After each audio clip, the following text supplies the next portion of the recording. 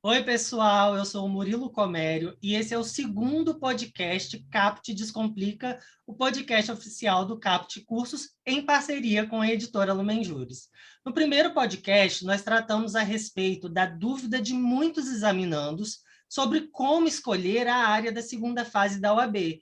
E hoje nós abordaremos outro tema muito importante que está super em alta, que é o tema do marketing jurídico. Em outras palavras, a publicidade na advocacia, em atenção ao que reza o Estatuto da OAB e o Código de Ética. Esse tema vem sendo muito debatido há algum tempo, com o avanço substancial das redes sociais, porque muitos escritórios de advocacia criaram os perfis no Instagram e no Facebook, e os advogados começaram a participar de lives e eventos jurídicos pelas plataformas digitais, especialmente com o advento da pandemia. Então, iniciou-se essa discussão sobre os limites dessas condutas, se pode ou não pode, se está dentro do que diz o Estatuto da OAB e o Código de Ética, e também a polêmica a respeito dos patrocinados e o uso do Google Ads, que são mecanismos de impulsionamento de determinado post, site ou conteúdo. Todo esse contexto levou a OAB a discutir sobre as alterações no provimento 94, sendo a análise das novas regras finalizada agora no dia 15 de julho de 2021. Para tratar desta questão com profundidade, o podcast conta com a ilustre presença da Larissa Rodrigues, que está aqui conosco semanalmente. Larissa é de Brasília, mestre em Direito pela Universidade de Coimbra, graduada em Direito pelo Centro Universitário de Brasília, advogada e professora. Olá, boa tarde, Murilo. Que prazer estar aqui mais uma vez nesse segundo episódio. Mais ainda para poder tratar de um tema que é tão caro, tanto para os advogados e advogadas, quanto para quem está em preparação para o exame de ordem. Por quê? Publicidade na advocacia tem tudo a ver com ética, que é ali aquelas 10 primeiras perguntinhas da prova que a gente já foi treinado para não E errar. fazem uma Então, grande diferença. exatamente isso. Então, realmente é um tema de muita importância para quem já está na estrada há muito tempo, para quem está começando a carreira, para quem está se preparando para o exame de ordem. E vai ser um prazer estar aqui nesse segundo episódio do Caput Descomplica. Aí vem aquela coisa, a gente não sabe se vai acabar complicando mais com esse novo provimento ou descomplicando mais, né? Vamos ver, vamos ver. Também está aqui presente a Bruna Canzian, advogada formada pela Faculdade de Direito de Vitória, administradora de empresas pela Universidade Federal do Espírito Santo, possui MBA em Gestão Empresarial pela FGV, pós-graduada em Compliance pela PUC de Minas Gerais, estudiosa e especialista em marketing jurídico desde 2018 e advogada e atuante no mercado digital e copywriter. A Bruna trata muito desse tema no Instagram, que é o @BrunaCanzian, no canal do YouTube, que é Bruna Braga Canzian, e atualmente oferece mentoria Além das Leis. Ou seja, é a pessoa ideal para falar do tema de marketing jurídico. E, Bruna, já passando a palavra, você se apresenta e já pega no embalo. Eu queria queria dizer que a minuta do novo provimento vai estar nos comentários desse vídeo, ok? E vocês podem acessar. E lembre-se também de se inscrever e dar o like aqui nesse vídeo, ok? E, Bruna, a pergunta que todo mundo quer saber, a pergunta de ouro. Agora, com o novo provimento, quais os mecanismos que eu posso utilizar como advogado para aumentar a minha visibilidade, para aumentar o alcance do conteúdo que eu produzo e quais as vantagens disso? Bruna, seja muito bem-vinda, é um prazer ter você aqui com a gente. Obrigada, Murilo. Obrigada, Larissa, pelo convite. Boa tarde, gente. Estou muito feliz de estar aqui. De fato, eu sou uma grande estudiosa do tema de marketing jurídico, muito antes de se falar nessa atualização sobre as regras de publicidade na advocacia, né? Só que quando eu fiz o meu TCC na Faculdade de Administração de Empresas foi sobre marketing jurídico, e quando eu estudei na época, era quase que um limbo, sabe? Não se sabia tão claramente quanto agora o que podia ser feito para alcançar mais pessoas, né? E a verdade é que foi muito importante que isso acontecesse. O novo provimento, ele atualiza um provimento de 2000. Então, você pensa em 21 anos, quanto a sociedade não evoluiu nesse tempo, porque a sociedade evoluiu numa velocidade absurda e o direito não acompanha isso tão bem, pelo menos não nessa mesma velocidade, né? Demora muito mais. Então, assim, essa atualização que aconteceu agora, ela demorou para acontecer, porque era muito importante mesmo. Desde 2015, a internet já é o principal meio de busca de advogados. Então, quer dizer, desde essa época, aquele boca a boca, ele não é mais a principal fonte para que as pessoas procurem um outro advogado. Então, assim, se eu quero contratar alguém, eu corro para a internet, eu procuro alguém, e lá, aquela pessoa me mostrando ser uma autoridade naquele assunto, me convence, entre aspas, né, ou me torna pronta para fechar aquele contrato com ela. Então, os advogados, eles, entre aspas, né, eram prejudicados ao longo do tempo por conta dessa não regulamentação por parte da OAB, né? Porque não era que você não podia fazer antes, mas é que existia dúvida sobre se podia ou não, sobre se seria punido ou não. E os advogados mais preocupados com a questão ética, mais preocupados com uma possível punição do Tribunal de Ética e Disciplina, eles acabavam, às vezes, optando por não utilizar estratégias que poderiam diferenciá-los no mercado. E aí acabava que quem não tinha tanta essa preocupação ia lá, se desenvolvia na internet, enquanto os outros ficavam aguardando por isso. Então, assim, esse provimento ele veio no sentido de publicizar mesmo, tipo, olha, agora pode, é completamente permitido e é pacífico no entendimento do Conselho Federal da OAB que isso pode ser feito. E aí, só para poder explicar para as pessoas, quando a gente fala de marketing jurídico, a gente está falando de algo que é conhecido como inbound marketing, que é basicamente o marketing de conteúdo. E aí, isso consiste em criar conteúdo para as pessoas, e aí eu vou falar nesse termo, não dá para explicar ele completamente aqui, porque ele é muito complexo, mas ele é um funil de vendas. Quando você fala de marketing de conteúdo, você monta um funil de vendas. Lá no topo, você coloca quem muitas vezes não tem conhecimento sobre aquilo, quem não entende muito da sua especialidade jurídica, quem não entende muito do papel de um advogado, por que é importante te contratar. Então, você faz conteúdo para chegar naquelas pessoas. Ao longo do tempo, você vai alimentando essas pessoas no decorrer do seu funil, tanto que ele vai afunilando, né? Não é à toa esse nome, ele vai afunilando no decorrer do caminho. E quando as pessoas chegam aqui embaixo do funil, elas estão prontas para ser suas clientes. Então, o inbound marketing, que é o marketing de conteúdo, ele é isso, é pegar pessoas frias, que mal te conhecem, torná-las suas fãs, fazer com que essas pessoas percebam que você é a maior autoridade naquele assunto e fazer com que elas cheguem aqui embaixo prontas para se tornar suas clientes de fato. Então, assim, isso é muito interessante. E aí é importante dizer que às vezes as pessoas pensam assim, então marketing jurídico é rede social? É rede social também, mas não é só isso, tá? Se quiser, depois eu posso comentar com vocês também um pouco mais sobre isso, mas para não me estender tanto nessa resposta aqui, uma das principais coisas que trouxe esse provimento, sabe, que foi assim lindo quando isso passou, foi a questão do tráfego pago.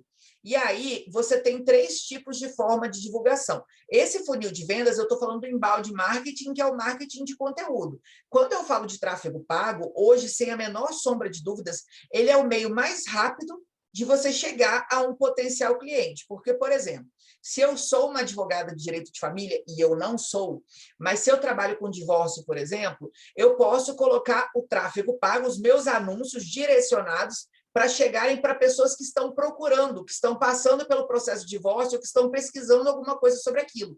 Então, eu não vou fazer com que a minha propaganda chegue para qualquer pessoa. Eu vou investir o meu dinheiro para que chegue para as pessoas que precisam. E você imagina qual é a probabilidade de uma pessoa que precisa exatamente do seu serviço, exatamente daquele momento, receber algo que ela precisa. A chance de ela fechar com você é muito maior. Qual é a vantagem, né? Aí você tem 3 tipos de coisas diferentes. Você tem o impulsionar, que é aquele botão que aparece no Instagram, que qualquer pessoa pode apertar. Quando É o você aperta... patrocinado, Bruna, desculpa, é o patrocinado que a gente conhece, Isso, recebe todo isso. dia um patrocinado. Ah, tá. Mas aí também tem como do Facebook aparecer como patrocinado. Eu vou falar a diferença entre um e outro. O impulsionar, você pode abrir no seu Instagram agora, apertar ele vai aparecer algumas coisas para você selecionar lá, tipo público, colocar alguns dados, mas é uma versão simples do tráfego pago, tá? É uma coisa relativamente inteligente, mas não é tão inteligente. Por exemplo, eu já recebi patrocinado de restaurante de Belém me chamando para almoçar lá. Eu não iria. Então, o cara estava gastando dinheiro com isso. Direto eu recebo de empresas de São Paulo, que são empresas físicas, para eu ir lá. Porque uma coisa é alguém que é um e-commerce que vende para o Brasil inteiro, outra coisa é uma sede fixa. E aí, por que eu estou dizendo isso? Escritórios de advocacia local, por exemplo, se a minha atuação advocatícia ela é só no entorno do meu escritório, na minha cidade ou no meu bairro, a depender do tamanho da sua cidade, imagina eu patrocinar a publicação e essa publicação aparecer para alguém de Belém do Pará ou para alguém da Bahia, para essa pessoa fechar um serviço comigo, sendo que eu sou do Espírito Santo. Se a minha atuação... Porque, na verdade, pelas redes sociais, a gente consegue escolher a região que o patrocinado vai, né? Mas não é tão preciso, tá? Tipo assim, no impulsionar, isso não é totalmente preciso, não. Só que aí, Bruna, mas como é que eu faço, então, para isso ser melhor? Tem o gerenciador de anúncios do Facebook. E quando eu falo gerenciador de anúncios do Facebook, o Instagram faz parte do Facebook. Então, eu estou falando para o Instagram e para o Facebook. Esse gerenciador, ele é 100% preciso. 100% preciso, assim, de acordo com as informações que a pessoa coloca nas redes, né? Se a pessoa coloca lá que o sexo dela é feminino e não é, e aí eu não estou falando por questão de identidade de gênero nem nada disso, não, mas, por exemplo, eu sou mulher, mas na hora de me inscrever, eu queria, sei lá, entrar num grupo diferente lá, eu peguei e coloquei que eu sou homem só para poder entrar daquilo, né? Ou coloquei que eu tinha 18 anos e, na verdade, eu tinha 10, para eu poder entrar como maior de idade. Então, se eu informei algo errado, o Facebook vai ter essa informação errada. Mas, tirando esse detalhe, existe uma precisão muito grande acerca do seu público. Então, quando você conhece a sua persona, e aí eu estou falando o cliente sonho do advogado, eu tenho lá essa persona definida. Quando eu conheço muito bem, por exemplo, nessa questão de divórcio, vamos supor que eu sou advogada que trabalha com divórcio e que eu atendo majoritariamente mulheres. E aí, se elas estão se divorciando, às vezes essas mulheres não vão ter, 18 anos, em sua grande maioria. Então, eu pego os detalhes dessa persona, coloco lá no Facebook, e aí eu não preciso escolher se eu quero que vá só para o Instagram ou para o Facebook. Ele distribui, ele encontra onde é que está o público que eu quero. E aí, eu tenho, inclusive, como colocar, se eu advogo na cidade de Vitória, no bairro de Jardim da Penha, eu tenho como colocar um CEP, que direciona aqui a minha localização, e colocar, por exemplo, um raio que eu quero que esse anúncio chegue. Eu quero que chegue até 1 quilômetro de raio. E aí ele pega 1 quilômetro para todos os sentidos e faz com que o meu anúncio chegue. Então, assim, você tem um nível de precisão muito grande para você localizar essas pessoas. E aí, ultrapassada essa fase, você consegue achar as pessoas por vários padrões diferentes quando você usa o gerenciador de anúncios. Por exemplo, os meus honorários não são honorários populares, vamos supor. Então, eu preciso de pessoas que tenham um poder aquisitivo um pouco maior para que elas tenham condições de pagar os meus honorários. Daí, eu tenho como, no gerenciador de anúncios, buscar uns hábitos que são relativos a pessoas que têm um pouco mais de condição. Então, eu consigo fazer com que pessoas que estejam procurando divórcio, que sejam mulheres, que são meu público-alvo, e que tenham um poder aquisitivo um pouco maior, recebam na hora em que elas mais precisam o meu anúncio. E elas estão perto de mim. Então, assim, você consegue ter uma série de vantagens em relação a isso. E isso é muito bom, porque é muito barato atingir essas pessoas. Normalmente, é lógico que quanto mais você reduz esse público, mais caro um pouco fica. Mas, normalmente, você consegue pagar aí na faixa de uns R$5 para que 1.000 pessoas vejam o seu anúncio. Isso varia conforme diversos fatores, tá? Mas estou dizendo que esses números são possíveis, eu já alcancei esses números, já alcancei até menos. Então, assim, é muito barato aparecer para as pessoas por meio do Facebook. E ali, você paga por visualização. Então, você pagou para a pessoa ver. Independente dela clicar ou não, é lógico que você tem alguns objetivos de campanhas diferentes, mas eu não vou entrar nisso aqui, que é muito específico. E você precisa ter, no mínimo, $1 por dia para investir. Não é, por 30 dias, não. Pela quantidade de dias que você vai investir. Se você quiser investir só uma semana, no mínimo $1 por semana. Só que o que acontece é que, se você investe o mínimo, o seu resultado também vai ser o mínimo. Então, por isso, o legal é, às vezes, começar a investir pelo menos uns R$10 por dia em relação a isso. Mas, beleza. E aí, ultrapassado isso, vamos para o Google Ads. Google Ads é algo... Só me tira uma dúvida que eu queria te perguntar sobre a minuta que foi aprovada pelo Conselho da OAB Nacional. Existe alguma restrição vai existir alguma restrição sobre a modalidade do impulsionamento, do patrocínio, ou não? Essa minuta que foi aprovada, ela permite patrocínio, permite impulsionamento e ponto.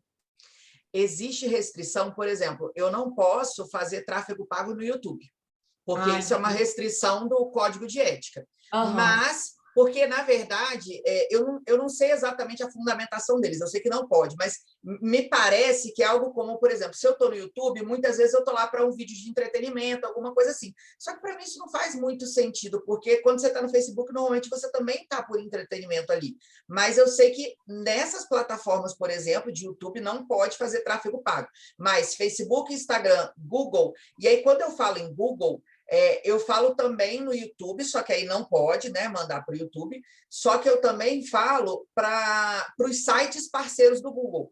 Por isso que, às vezes, quando você pesquisa alguma coisa, tipo, eu pesquisei uma viagem para Cancún, e aí depois você entra num site para ver uma cifra de uma música, e aí tem lá fazendo uma propaganda de uma viagem para Cancún para você. Porque esses sites, eles são parceiros do Google, você foi pego pelo Pixel, que é tipo um código de rastreio, que sabe que você pesquisou viagem para Cancún, e qualquer lugar que você for, você vai ser perseguida por isso, dentro do seu e-mail, em outros sites. Então, isso seria mais ou menos o tráfego pago. E é uma coisa bem direcionada. Você pesquisou uma viagem para Cancún, então você vai receber outras ofertas daquilo. Por isso que é comum também, quando você pesquisa um modelo específico de tênis, você começa a receber oferta daquilo. Então, é mais ou menos isso que os advogados podem fazer a partir de agora, considerando algumas restrições, tá? Eu vou só falar um pouquinho do Google Ads, que aí eu falo um pouco dessas restrições também. Como é que funciona o Google Ads? Você tem dois tipos de... No Facebook, você paga por visualização. No Google Ads, você tem dois tipos. Eu já vi, por exemplo, pessoas que falam de marketing jurídico comentando assim, o Google Ads é excelente porque você só paga por clique. Depende. Você pode escolher o objetivo de campanha para pagar por clique, que aí como funciona? Alguém vai lá e procura advogado especializado em divórcio em Vitória. Se eu fosse, eu poderia aparecer para a pessoa. Quando ela clica no meu nome para visualizar minhas informações, eu pagaria por aquilo. Esse é o pagamento por clique. Só que também tem o custo por visualização. Tipo isso que eu te falei, que você entra num site que não tem nada a ver e está lá aparecendo para você num banner, aparece dentro do seu e-mail. Então, todos os sites que são parceiros do Google, eles entram nisso. E aí, 99% dos sites que existem são parceiros do Google e acabam fazendo esse tipo de publicidade também. Então, você consegue alcançar as pessoas pelos interesses delas, pelas buscas delas. Então, assim, basicamente, tudo que a gente procura no Google é armazenado como uma fonte de interesses nossos. Então, se você pesquisou algo como, por exemplo, flauta transversa, eu acho que existe esse instrumento, né? Se você pesquisou algo relacionado a isso, muito provavelmente alguém que dá um curso disso, daqui a pouco vai começar a aparecer como anúncio para você, porque entende que você tem aquele tipo de interesse. Então, é basicamente isso. E aí, agora a gente transporta isso para a realidade do advogado. Então, se alguém pesquisou alguma coisa muito específica ali, a chance de ele receber um anúncio depois seu é muito grande. Bruna, uma curiosidade, e aí como advogada e também compartilhando experiências com quem já está na estrada, quem deseja entrar na estrada da advocacia. Na sua análise, na sua percepção, o avanço das ferramentas tecnológicas e a variedade de redes sociais, com tudo isso, né, com esse conjunto de tecnologia, você entende que o marketing jurídico, o marketing digital, estar presente na internet se tornou um quesito obrigatório na vida, na rotina do advogado? Excelente pergunta, tá? Excelente. O que eu penso em relação a isso? Desde 2015, como eu falei, a internet é a principal fonte de busca de advogados. Então, assim, advogados que chegam e se posicionam, eu não tenho a menor dúvida de que eles terão muito mais facilidade de ser contratados, de ser localizados, ou, enfim, né, de fechar novos negócios do que advogados que não se posicionam na internet. Então, assim, obrigatório, na minha visão, é praticamente isso, porque assim, Bruna, eu não gosto de aparecer em rede social. Tá ok, eu também, Bruna, não gosto. Só que o que eu enxergo? O fim que eu desejo que está aqui, se é, por exemplo, fechar contratos com ótimos valores e tudo mais, ele tem um meio. E aí, normalmente, esse meio vai passar pelo marketing. E aí, hoje em dia, não existe marketing mais forte do que o digital. Só para a gente ter uma ideia, quando a gente fala de panfleto, e advogado não pode distribuir panfleto, mas vamos supor que pudesse. Você paga para fazer um panfleto, que não é barato, você paga alguém para distribuir o seu panfleto, e aí essa pessoa vai para o sinal distribuir o seu panfleto. E aí vamos supor que você trabalhe, sei lá, com recuperação de crédito empresarial aí. Vamos supor que seja isso. Você está distribuindo o panfleto no sinal. A chance de você distribuir para o seu público-alvo, ela é muito menor. Por quê? Porque você está distribuindo para todo mundo que está chegando lá. Agora, O o povo tráfego... pega e joga fora, né? Ainda Fora polui isso, o ambiente. nem lê, exatamente. Tipo assim, as pessoas odeiam esse tipo de publicidade, sabe? Eu odeio, só pensar. Quem está ouvindo a gente também vai dizer que não gosta. Ninguém mais está muito adepto a isso. E aí, mesmo assim, você está tendo essa publicidade invasiva, você está enviando isso, está entregando isso para inúmeras pessoas que não são seus potenciais clientes. No tráfego pago, além de ser infinitamente mais barato, você faz com que seu anúncio chegue para quem realmente precisa. E o seu conteúdo também, existem várias técnicas para você usar no inbound marketing e tal, para você atrair as pessoas certas para o seu funil, também é para quem você precisa. Então, assim, na minha visão, e aí, né, a gente está falando, inclusive, para pessoas que estão se preparando para a prova da OAB. Na minha visão, sim, é obrigatório se as pessoas quiserem se destacar muito na advocacia em si. Ah, eu vou para uma carreira pública, eu vou para outra coisa. Talvez isso realmente não seja necessário, dependendo do que a pessoa vai fazer. Mas hoje, se ela quer alcançar novos clientes, se ela quer ter sucesso, se ela quer cobrar honorários cada vez mais caros, ela tem que fazer com que o valor pelo serviço dela percebido seja maior do que o preço que ela cobra. E aí a gente só consegue fazer isso mostrando para a pessoa que a gente realmente é o melhor naquilo que a gente faz. E as redes sociais são o melhor caminho para isso. E aí entra uma questão, né, Bruna, de agora pode, né, usar o patrocinado, o tráfego pago, antes não podia na advocacia, agora com essa atualização nós podemos, mais com algumas restrições, mas é muito importante também que o operador do direito, o escritório, o advogado, ele tenha a consciência de qual conteúdo eu vou produzir, qual a imagem que eu quero passar nessa rede social e o público que eu quero atrair, né? Porque senão ele pode, na verdade, ter um efeito reverso do que ele está pretendendo. Exato. Murilo, e só complementando aqui o Murilo e já passando a bola para você, essa questão sobre o que você fazer para gerar engajamento e quem você quer alcançar. Eu acho que isso é uma dúvida que muitos colegas têm, de você saber, olha, tá todo mundo fazendo tal coisa, para eu conseguir vender, eu tenho que fazer isso aqui também. Tá todo mundo em tal rede social. Para eu conseguir vender, para eu me tornar um profissional de sucesso, eu também preciso estar lá, eu também preciso fazer isso, né? E aí a gente vem com essas dúvidas sempre, E né? eu tive, Larissa, e eu tive muito essa dúvida, porque é aquele ditado, né? Quem não é visto não é lembrado, é um pouco disso.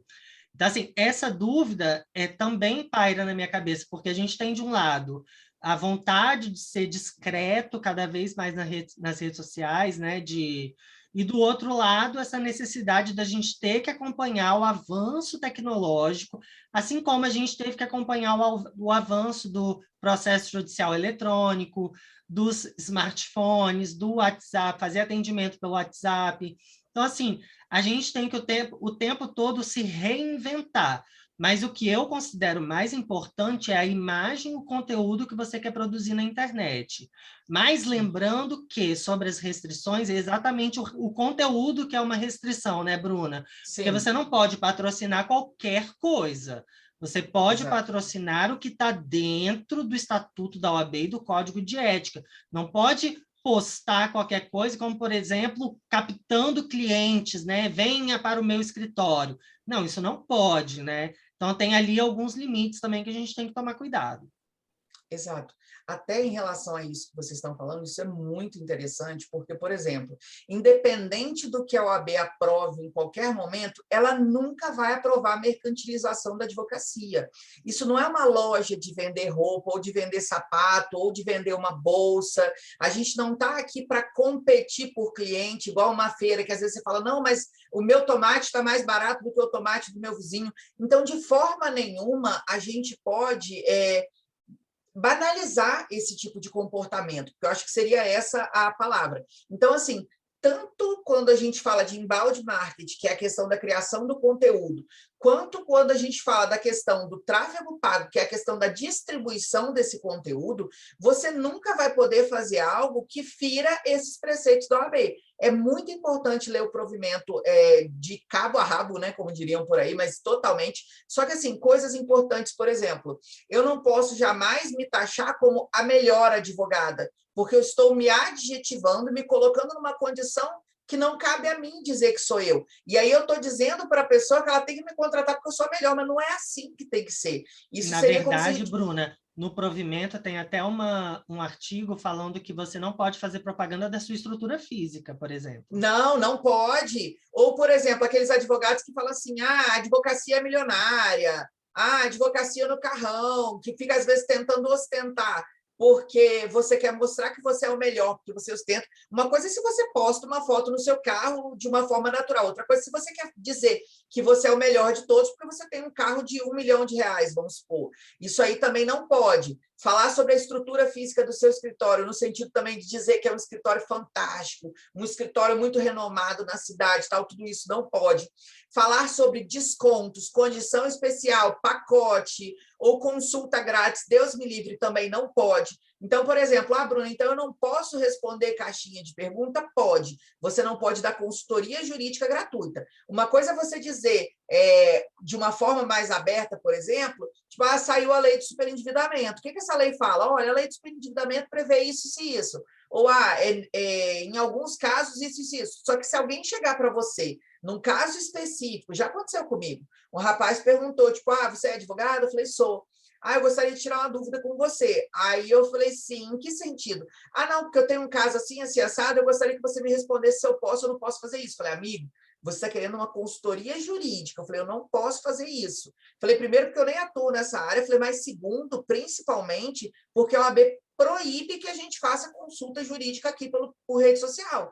Então, se eu sou pega depois, eu posso ser punida por isso. E, assim, se for pego, vai ser punido. Então, uma coisa é a gente dar uma orientação de uma forma mais genérica do que é possível e do que não é possível, para que a pessoa que está lá do outro lado pense, opa, isso serve para mim. Eu estou interessado nisso, eu estou passando por uma situação parecida. Tem que ter um caráter informativo. Informativo. E não Sempre de venda. informativo, né? Essa que é a grande Exato. diferença. Você pode Exato. informar, mas você não pode Exato. vender o seu serviço. De jeito nenhum. Quando eu falo do funil de vendas, é mais ou menos isso. A pessoa que chegou aqui em cima, ela tem um menor nível de consciência. Então, você vai entregar informação para ela aumentar o nível de consciência acerca daquilo e, aos poucos, ela entender que realmente ela precisa de um suporte jurídico, que ela precisa de um apoio em determinada situação que ela vive. E, naquele momento, ela percebe que você é a pessoa ideal para entregar aquele tipo de serviço para ela, porque o seu conteúdo mostrou que você entende daquilo, que você domina o assunto, que você trabalha com aquilo. Então, assim, você gera na rede social relacionamento. E aí, até voltando no outro ponto que vocês trouxeram, só para linkar as coisas. Por exemplo, qual rede social é a melhor, Bruna? Depende, não existe uma melhor rede social. Às vezes a gente acha que é o Instagram, porque é o que a gente mais usa. Mas, na verdade, a rede social com mais usuários ativos no mundo é o Facebook, por exemplo. Então, o que a gente tem que pensar é, com o que eu trabalho? E aí, vamos supor agora que eu trabalhasse com, sei lá, aposentados, alguma área do direito relacionada à questão de aposentadoria, revisão de aposentadoria ou algo assim. Se o meu público ele é 60 a mais, ele vai estar muito mais no Facebook do que no Instagram. Sim, assim, absurdamente mais no Facebook. Se o meu público ele é mais jovem um pouco, ele vai estar aqui no Instagram e talvez no Reels, enfim, ele vai estar no outro lugar. Se o meu público é um público empresarial, esse público vai estar no YouTube. Mas você não falou que eu não posso anunciar no YouTube? Sim, eu falei, mas você pode gravar vídeos de conteúdo no YouTube e colocar lá.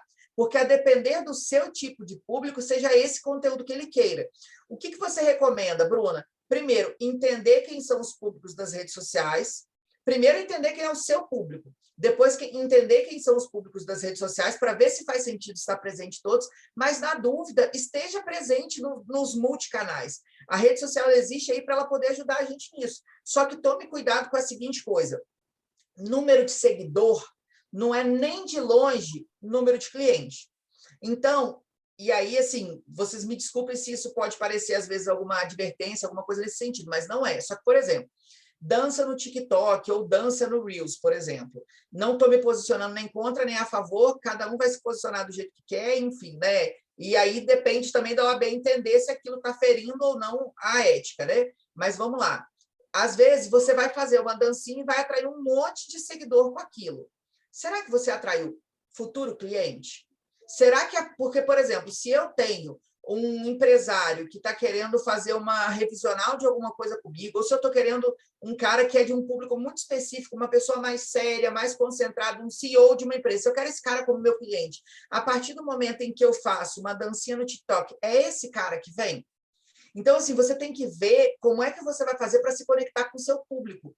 E, na verdade, quanto mais passa o tempo, mais o Instagram se posiciona como uma rede de entrega de vídeo. Ele vai continuar entregando foto, ele vai continuar entregando arte, mas tem mais ou menos uns 10 dias que o CEO do Instagram aqui no Brasil, ele fortificou a ideia de que ele vai valorizar mais cada vez a entrega de vídeos. Ou seja, Reels tem um potencial muito grande nisso. Ah, Bruna, então eu tenho que dançar? Claro que não. E o conteúdo informativo? A mesma coisa que você faria num post informativo, você pode fazer falando para a pessoa no Reels. Você pode falar, e assim, esquece juridiquês, pensa na linguagem mais acessível possível e não na linguagem simples, chega para o seu futuro cliente e explica para ele aquele assunto que você quer falar. E você pode explicar isso, o Reels tem como você fazer de 15 segundos, 30 segundos, e agora me parece que está aceitando de 1 minuto também. Mas vamos colocar 30 segundos. Eu já gravei Reels de 30 segundos que teve muito mais de 3.000 visualizações com conteúdo técnico, falando igual eu estou aqui agora falando para vocês. Por quê? Porque o alcance é maior e você não precisa ficar fazendo coisas engraçadas para chegar mais gente, porque, mais uma vez, seguidor não necessariamente é cliente. Não é porque o cara está com 100 mil seguidores que ele tem 100 mil clientes. Então, assim, depende se aquelas pessoas que estão consumindo aquele conteúdo são o cliente ideal dele, são a persona dele. Então, pensa em quem você quer como seu cliente, quem é a pessoa para a qual você trabalha para conquistar, que você está fazendo aquele serviço na rede social, e aí você vai começar a pensar em que tipo de conteúdo você faz para engajar com ela, que foi a pergunta da Larissa. Porque aí, se você cria um conteúdo que é dissonante, se eu quero ter um grande empresário como meu cliente, porque é o cara que paga o honorário que eu quero, porque é quem tem as demandas que eu quero trabalhar com tributário, eu quero ter grandes causas, eu quero ter isso, quero ter aquilo. Como é que eu quero conquistar esse cara? Fazendo uma dancinha no Reels. Talvez isso seja incompatível com o que esse cara aqui está esperando. Esse cara que espera de você o quê? Ele espera uma postura mais sóbria e tal. Eu não estou dizendo que tem que ser assim, tá? Até porque eu, na minha atuação, eu não sou tão sóbria, eu sou mais descolada um pouco, tal, mas também não faço dancinha no Reels e TikTok. Mas o que eu quero dizer? Se essa pessoa procura alguém mais sério, se você fizer algo que é incompatível com isso, dificilmente você vai alcançar quem você quer. Então, procura saber, sabe? Se posiciona para falar com quem você quer conquistar, porque quem tenta falar com todo mundo não fala com ninguém. É impossível você gerar engajamento tentando falar com todo mundo. E tem espaço para qualquer pessoa que se posicione em determinado nicho. Só que você tem que saber com quem você está falando e o que você quer falar. Bruna, no geral, você acha que as novas regras aprovadas na última quinta-feira, elas são muito boas, quase uma revolução para o mundo da advocacia, ou não chegam a tanto? Ou se elas resolvem, né, o contexto que a gente está vivendo agora? Eu acho assim, foi excelente, na minha opinião, foi de fato uma revolução, porque assim, muitas pessoas já vinham fazendo o que foi pacificado nesse provimento.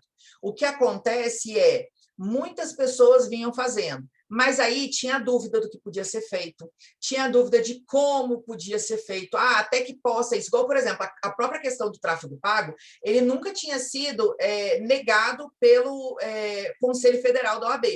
Mas mesmo não tendo atribuição para isso, 2 seccionais do Brasil, e uma, se eu não me engano, era até Brasília, porque você é de Brasília, né, Larissa? Uma, se eu não me engano, era até de Brasília. As 2 seccionais tinham proibido a utilização de tráfego pago. Elas nem tinham atribuição para isso, porque era uma matéria que o Conselho Federal deveria agir nesse sentido, mas elas criaram essa atribuição. Então, você começa a criar decisões diferentes para contextos similares. E aí a advogada de Brasília, Larissa, por exemplo, que queria fazer tráfego pago, ela não podia, porque a seccional dela decidiu que não podia. Então, assim, para mim, isso foi, de fato, uma revolução. A gente precisava passar por esse momento, tá? Só que, assim, como tudo, algumas coisas ainda são um pouco dúbias. Eu lembro que eu li uma vez que falava assim, pode sim patrocinar, pode sim usar tráfego, desde que não utilize valores muito substanciais. E aí eu estava conversando com algumas pessoas, eu conheço, tá? Conheço de conversar, de trocar ideia, não é da área jurídica, mas eu conheço pessoas que investem mais de R$500 mil de tráfego por mês. Isso é substancial? Isso não é? Aí, por exemplo, eu, advogada, se eu vou investir em tráfego, se eu investir R$100 mil no mês, isso é substancial? Isso não é? Será que, tipo assim, R$10 mil é substancial? Eu estava falando de R$10 por dia ali atrás. Então, assim, eu comentei lá atrás. Então, assim, eu, Bruna, lógico que eu não invisto tanto assim, mas eu já investi, por exemplo, num período de 15 dias, R$5 mil. Isso é substancial? Isso não é, na minha opinião, não é. Na minha opinião, isso é muito pouco. Só que, às vezes, o cara que investe R$10 por dia pode achar minha quantia absurda. Então, assim, algumas expressões ali, elas são um pouco dúbias. A própria questão mesmo da mercantilização da advocacia. Na minha opinião, quando você vai enviar o anúncio, você não pode virar para a pessoa... Aliás, uma coisa é clara, você não pode falar para a pessoa, tipo, vem cá, me contrata, fecha comigo e tudo mais. Só que, assim, a chamada, quando a gente fala em chamada, você fala chamada para ação, você enviou um anúncio. O que a pessoa tem que fazer com aquele anúncio? Dúvidas, entre em contato, dúvidas, responda aqui embaixo, alguma coisa assim. Só que, assim, o limite disso, ele fica um pouco sombrio, no seguinte sentido.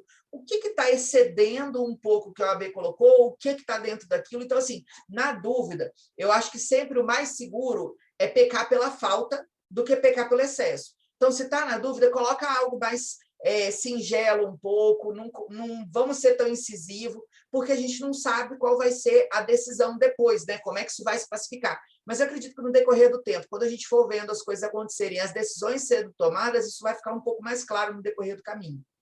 Então tá. Bom, então acho que a gente pode finalizar nesse podcast. Bruna, muito obrigado pela sua presença. Foi uma aula aqui. Eu vou sair desse podcast para ver isso de gerenciamento de anúncios no Facebook, que eu nem sabia que existia. Então, assim, esses momentos de informação são muito importantes porque, com certeza, a esmagadora maioria não conhece o tráfego pago, do que ele é capaz e a dimensão disso, né? Como a gente pode utilizar ao nosso favor, dentro dos limites do Estatuto da OAB e do Código de Ética. Queria te agradecer muito. Claro que você vai voltar aqui, porque depois desse podcast eu já tive várias ideias de vários podcasts aqui na minha mente. Lógico. Foi um prazer, Larissa. Muito obrigado por estar aqui novamente. Toda semana está aqui conosco. Semana que vem tem mais podcast, tá bom? Então, pessoal, até mais. Eu que agradeço, tchau, gente. Murilo. Tchau, tchau. Obrigada, pelo convite. Bruna, muito feliz aqui de ter compartilhado esse assunto tão importante.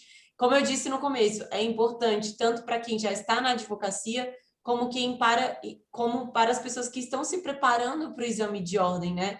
Publicidade e marketing jurídico andam de mãos dadas sempre com a ética, com os princípios éticos da nossa profissão. Então, muito obrigada por partilhar seu conhecimento com a gente. Murilo, muito obrigada mais uma vez por estar aqui compondo esse podcast junto com você. E semana que vem a gente volta com mais.